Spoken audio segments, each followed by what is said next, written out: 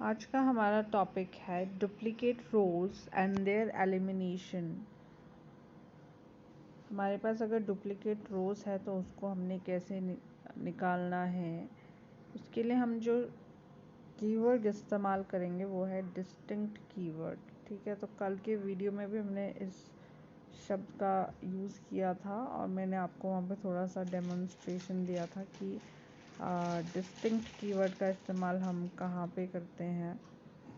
तो अगर हम स्टेटमेंट लिख रहे हैं सिलेक्ट डिपार्टमेंट फ्रॉम एम्प्लॉय, तो ये जो स्टेटमेंट हमने लिखी है इसका रिज़ल्ट हमारे सामने क्या आएगा। हमारे सामने जो एम्प्लॉय टेबल में डिपार्टमेंट नाम का कॉलम होगा उसकी पूरी डिटेल हमारे सामने ओपन हो जाएगी।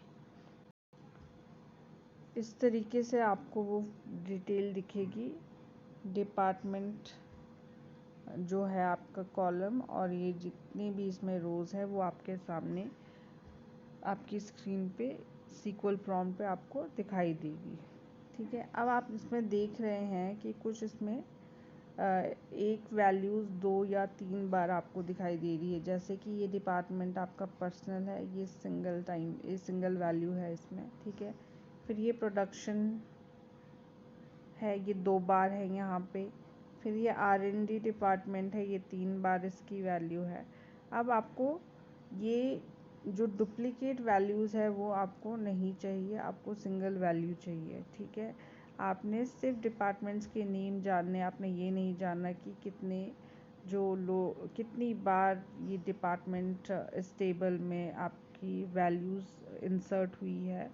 आपको सिर्फ नेम पता करने हैं डिपार्टमेंट्स के। ठीक है, तो डिपार्टमेंट के नेम जब आपको पता करने हैं तो वो आपको सिंगल टाइम ही उसकी वैल्यू आपको चाहिए। तो उसके लिए आप कैसे इसको करोगे स्टेटमेंट को, to eliminate duplicate rows, that is if you want to know about total departments and avoid repetition of rows, then this can be done by using distinct keyword in the select clause। तो यही है duplicate values को remove करने के लिए। अगर आप सिर्फ टोटल नंबर ऑफ़ डिपार्टमेंट जानना चाहते हैं और जो आपकी रिपीट हुई है रोज़ उसको आप निकालना चाहते हैं, अवॉइड करना चाहते हैं, तो उसके लिए आपको डिस्टिंक्ट कीवर्ड का इस्तेमाल करना होता है सिलेक्ट क्लॉज में। ठीक है, तो हम इसको किस तरीके से लिखेंगे, select distinct department from employ. तो जब हम इस तरीके की एक स्टेटमेंट इशू करेंगे तो हमारे सामने रिज़ल्ट जो आएगा वो इस तरीके से आएगा। ठीक है, तो हर एक डिपार्टमेंट की जो सिंगल रो वैल्यू है वही हमारे सामने डिस्प्ले होगी। डुप्लीकेशन जहाँ पे डुप्लीकेशन थी, जो रोज़ डुप्लीकेट थी या फिर एक से ज़्यादा जहाँ पे वैल्यूज़ थी वो आपकी रिमूव हो जाती है। तो इस तरीके से डिस्टिंक्ट कीवर्ड आपका काम करता है। नेक्स्ट है वेयर क्लॉज। वेयर क्लॉज जब हम यूज़ करेंगे सिलेक्ट स्टेटमेंट के साथ में तो उसका क्या इम्पैक्ट होगा आपके पूरे क्वेरी में, या फिर जब आपने कोई टेबल से डेटा एक्सट्रैक्ट करना है तो वो कैसे आपका डेटा एक्सट्रैक्ट करता है, वो हम इस वाले टॉपिक में करेंगे। The where clause is used along with the select statement to specify the condition based on which the rows will be extracted from the table। Where clause का इस्तेमाल हम सेलेक्ट स्टेटमेंट के साथ में करते हैं, और जब हम वेयर क्लॉज का इस्तेमाल कर रहे हैं सिलेक्ट स्टेटमेंट के साथ में तो मतलब कि हम वहाँ पे कोई एक कंडीशन स्पेसिफाई करते हैं और उसी कंडीशन पे बेस्ड आपकी किसी भी टेबल से रोज़ एक्सट्रैक्ट होती हैं उसके बाद में। ठीक है, the where clause follows the from clause. तो वेयर क्लॉज जो है वो फ्रॉम क्लॉज के बाद में लिखा जाता है। When a where clause is present, the database program goes through the entire table one row at a time and examine each row to determine if the condition is true with respect to the row। अब where clause क्या करेगा, पूरे table में हर एक रो जो भी आपने condition where clause के साथ स्पेसिफाई की है वो हर एक रो को चेक करेगी। ठीक है, टेबल में जितनी भी रोज़ होंगी उसको चेक करेगी कि क्या वो कंडीशन आपकी ट्रू है उस पर्टिकुलर रो से रिलेटेड। अगर आपकी कंडीशन ट्रू आती है तो आपका जो रिज़ल्ट है वो एक्सट्रैक्ट होके आपके सामने आ जाएगा वेयर कंडीशन से। तो सिंटेक्स कैसा है आपका वेयर क्लॉज को लिखने का। सिलेक्ट डिस्टिंक्ट, या तो हम सारे कॉलम्स अगर डिस्प्ले करवाना चाहते हैं तो मॉल लिख देंगे, या फिर कॉलम का नाम लिख देंगे 1 बाय 1। ये एलियास भी कॉलम नेम ही है एक प्रकार का, पर ये एक्चुअल में किस तरीके का नाम है ये हम आपको नेक्स्ट टॉपिक में बताएंगे एलियास क्या होता है। पर अभी आप यहाँ पे एज अ नेम ही इसको, एज अ कॉलम नेम ही इसको आप समझने की कोशिश कीजिए। फिर फ्रॉम क्लॉज लगा दिया, देन टेबल का नाम, फिर वेयर जहाँ पे हम कंडीशन स्पेसिफाई करेंगे। अब ये जो सिंटेक्स हमने लिखा है इसमें ये जो वेयर कीवर्ड यूज़ किया है ये आपकी query restricts the query to rows that meet a condition. ये आपकी क्वेरी को उन्हीं रोज तक सीमित कर देता है जो आपकी कंडीशन को बिल्कुल परफेक्टली मैच करती है। ठीक है। कंडीशन, ये जो हमने यहाँ पे कंडीशन कीवर्ड लिखा है ये क्या है, is composed of column names, expression, constants and a comparison operator. तो आपका जो कंडीशन है वो कॉलम नेम्स, एक्सप्रेशन, कॉन्स्टेंट और कंपैरिजन ऑपरेटर से मिलकर बनती है। The where clause can compare values in columns, literal values, arithmetic expressions और functions। where clause का क्या काम है, values को आपस में compare करने का काम है। ठीक है, चाहे वो columns की values हो, literal values हो, कोई arithmetic expression हो या फिर function हो। तो where clause आपका 3 एलिमेंट से मिलके बना होता है। पहला है इसका element column name, next is comparison operator, और फिर है कॉलम नेम, कांस्टेंट और लिस्ट ऑफ वैल्यूज। तो 3 एलिमेंट से मिलके बना है आपका वेयर क्लॉज। अब ये 3 एलिमेंट्स हमने बताए, कॉलम नेम, एक एलिमेंट आपका कॉलम नेम होता है, दूसरा कंपैरिजन ऑपरेटर आप यूज़ करते हो, तीसरा कोई कॉलम नेम भी हो सकता है या फिर कोई भी लिस्ट ऑफ वैल्यूज़ जो आपने कॉलम में इंसर्ट करी है वो वैल्यूज़ आपकी हो सकती है। ठीक है। तो ये अब एक क्वेरी हम नीचे रन करने वाले हैं जिससे आपको बिल्कुल क्लियर हो जाएगा वेयर क्लॉज का क्या काम है। List the name and department of those employees where department is production. हमने, हमारी क्वेरी है कि हमने ऐसे एम्प्लॉयज़ का नाम और डिपार्टमेंट की लिस्ट हमें चाहिए जिनका डिपार्टमेंट क्या है, प्रोडक्शन है। तो हम इसको कैसे लिखेंगे, select E name department from employee where department is equal to production. अब डिपार्टमेंट क्या है, कॉलम नेम, इक्वल टू क्या है, कंपैरिजन ऑपरेटर, और प्रोडक्शन क्या है, वैल्यू है, कॉलम की वैल्यू है। ठीक है। तो ये आपकी पूरी क्या बन जाती है, कंडीशन बन जाती है एक। अब इसी कंडीशन पे बेस्ड आपका पूरा टेबल में की छानबीन होगी और जिस भी रो की वैल्यू इससे मैच करती होगी वो आपके सामने डिटेल आ जाएगी। तो कैसी डिटेल आएगी आपके सामने, इस तरीके की, एम्प्लॉय नेम, डिपार्टमेंट, 2 कॉलम्स आ गए और इसमें जिनकी भी जिन एम्प्लॉयज़ का डिपार्टमेंट प्रोडक्शन है वो भी आपके सामने आ गया। ठीक है। अब नेक्स्ट एक और क्वेरी है यहाँ पे, list the name and salary of those employees whose salary is more than 20,000। आपने ऐसे एम्प्लॉयज़ का नाम और सैलरी की लिस्ट डिस्प्ले करवानी है जिनकी सैलरी 20,000 से ज़्यादा है।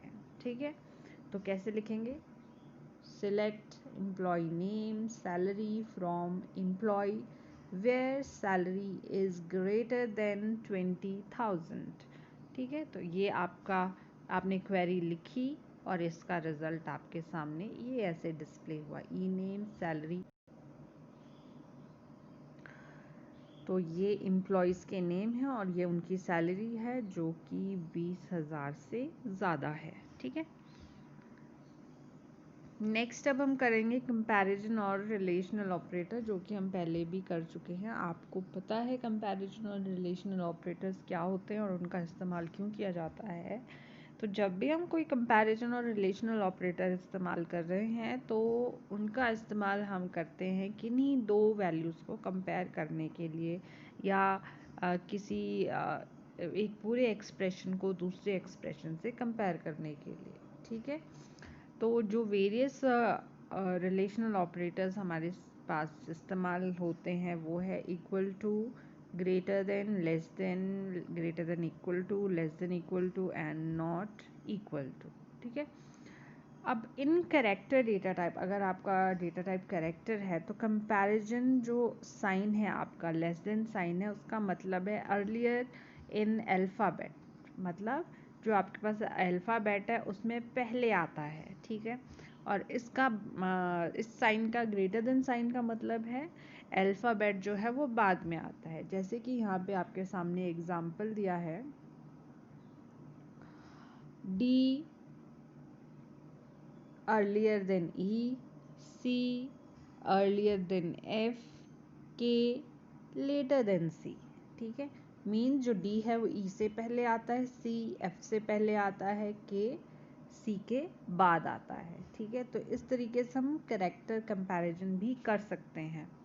अब ये एक आपके पास यहाँ पे क्वेरी है, list the name of those employees whose e-code is greater than 10007। आपने ऐसे एम्प्लॉयज़ की लिस्ट निकालनी है जिनका ई कोड 10007 से ज़्यादा है।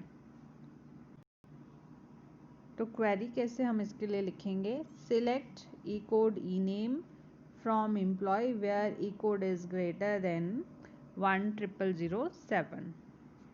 तो जो लिस्ट आपके सामने आएगी वो आ जाएगी, ये एम्प्लॉय का कोड है, ये ई नेम है, तो इसका जो ई कोड है वो है 10008, 10007 से बड़ा है। ठीक है, और नाम है मीरा कुमारी। तो इस तरीके से आप डिस्प्ले करवा सकते हो अपने ई कोड की लिस्ट, एम्प्लॉयज़ की list with respect to the E code.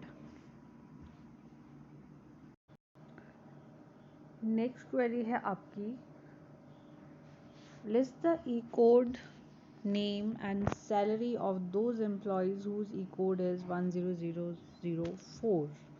Mean जिनका उन एम्प्लॉयज़ के ई कोड, नाम और सैलरी की लिस्ट आपने डिस्प्ले करवानी है जिनका ई कोड A10004 है। ठीक है, तो इसके लिए हम क्वेरी रन करेंगे, select E code E name salary from employee where E code is equal to 10004। तो इसका आपका रिज़ल्ट आपके सामने इस तरीके से डिस्प्ले होगा। ये यहाँ पे 4 है, ये 8 यहाँ पे गलत डिस्प्ले करवाया है, पर यहाँ पे आपका 1000004 होगा और ये लिस्ट आपके सामने आ जाएगी उस एम्प्लॉय के नाम की।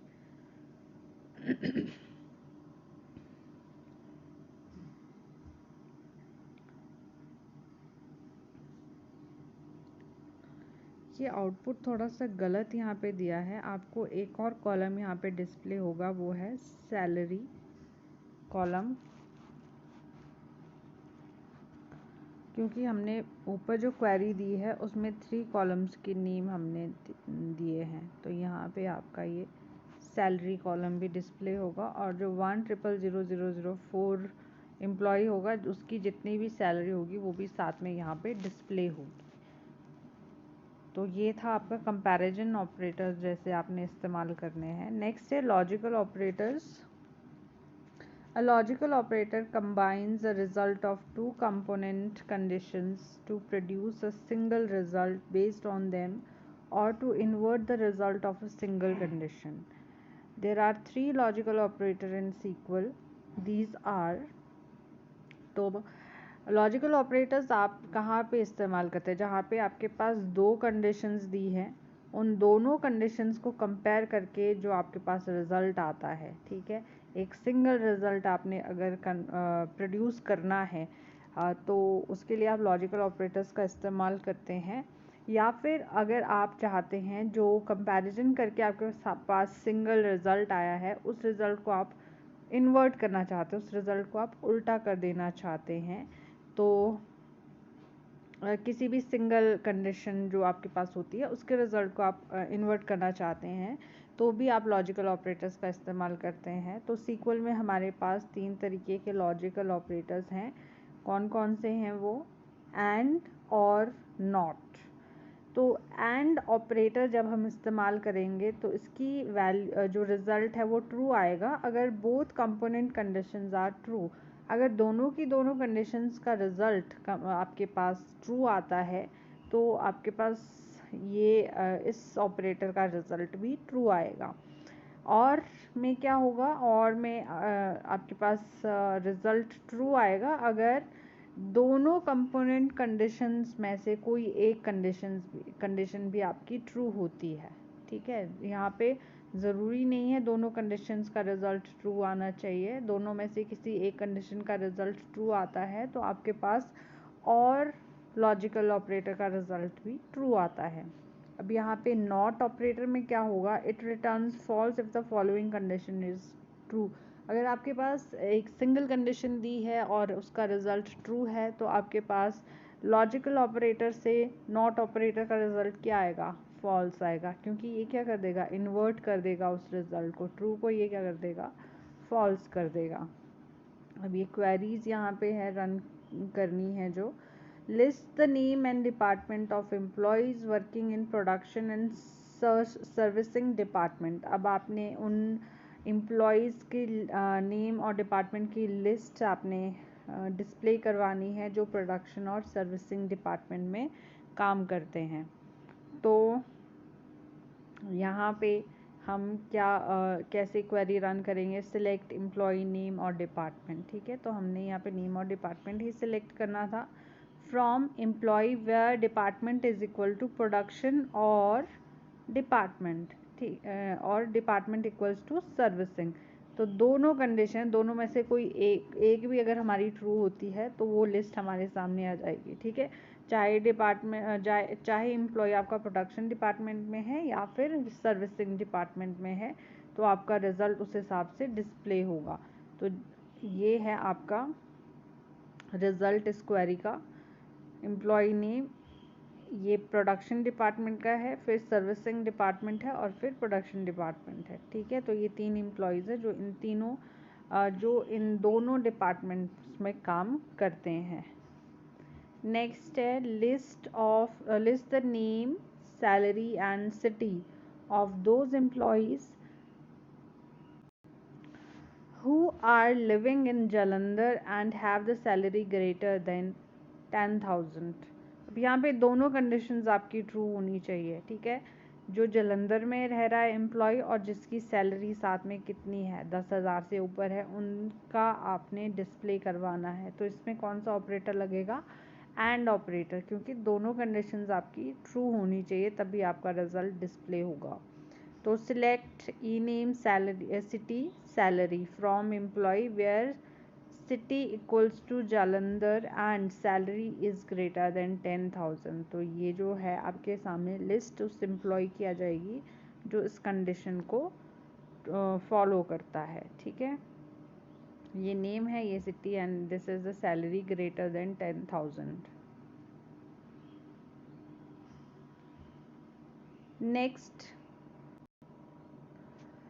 List all the females having salary more than 20,000। अब आपने ऐसी लिस्ट निकालनी है जो फीमेल्स हैं और जिनकी सैलरी 20,000 से ऊपर है। ठीक है, तो सिलेक्ट एम्प्लॉय का नाम, sex and salary from employee where sex is equal to F and salary is greater than 20,000। F means female. ठीक है, तो इस तरीके का आउटपुट आपके सामने इसको आएगा जब आप इस क्वेरी को रन करोगे।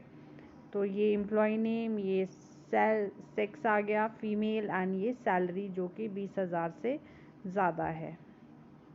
ठीक है, तो ये आपका आउटपुट आ गया।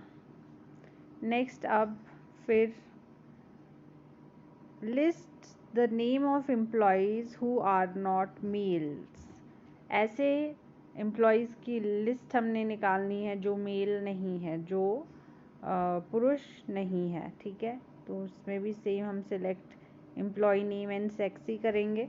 From employee where sex is not equal to M, M means male. तो जो लिस्ट आएगी आपके सामने वो सारी फीमेल्स की लिस्ट आ जाएगी, क्योंकि नॉट मेल कंडीशन हमने लगाई है, ठीक है।